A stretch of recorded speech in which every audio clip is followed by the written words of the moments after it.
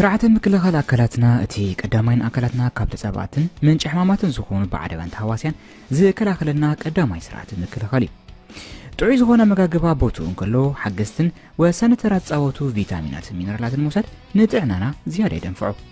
ስለዚህ ኸምዝ ፍርያት ሄርባ ላይፍ ዝኾነ ናይ ስርዓተ ምክልኻል አካላትና መሕየል ፍርያት ከነላለይኩም ከለና ሓበን ይስማዓና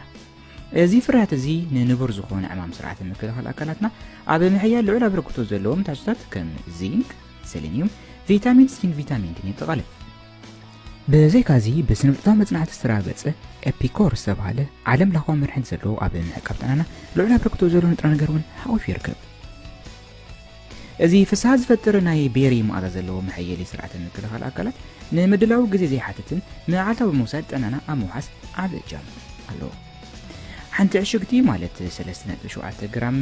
ዓቐን ዘለዋ ኣብ 150 ሚሊ ሊትር ዝሑል ይኹን ዝለበጠ ማይ ብምሕቃቕ እናስተመቐርና ጥዕናና ንሓሉ